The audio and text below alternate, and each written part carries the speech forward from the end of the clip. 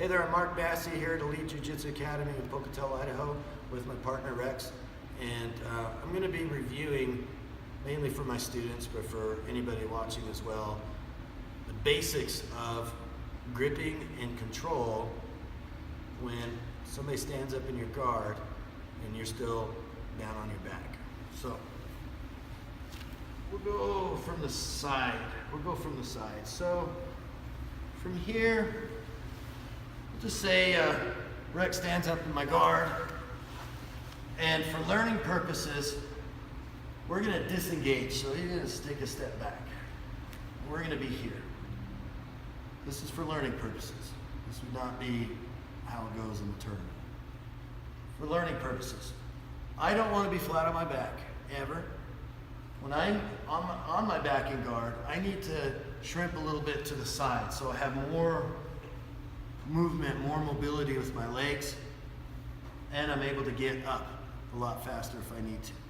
So first thing I want to do is I want to be sitting up, so I'm gonna, the elbow that's touching the mat, actually I use as my kickstand, and I reach for the cross collar.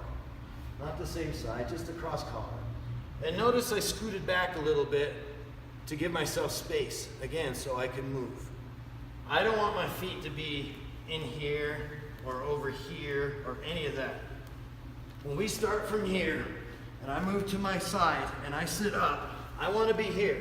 The reason is if he moves around me one side to the other, I want to be able to follow. Okay? I'm also controlling distance with this collar grip.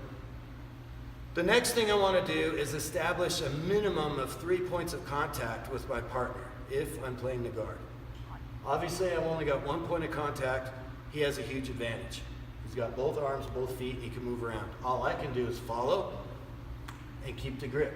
So, my second point of contact, I like to put my cocking foot, which is this one right here, in the hip, opposite of my collar grip.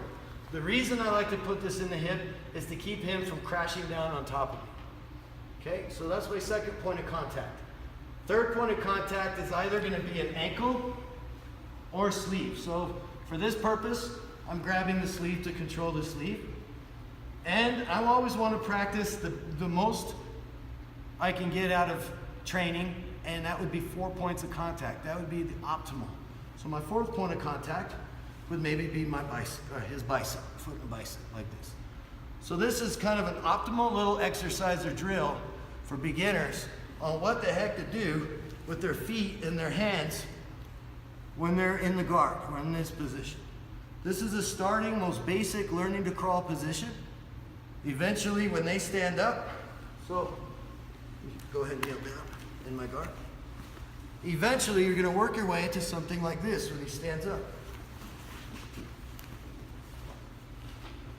Here, or here, or here, or here, here. All these different points. You need to work and build to that. So that's the purpose of this drill. So one more time. We're here, he's gonna stand up. We're gonna disengage in this drill. I kind of push him away to where there's no contact made at all. I move to my side. Cross grip. My cocking foot goes to the hip. I take a grip on the sleeve or the ankle. Fourth point of contact be the foot. And then we disengage and we go again.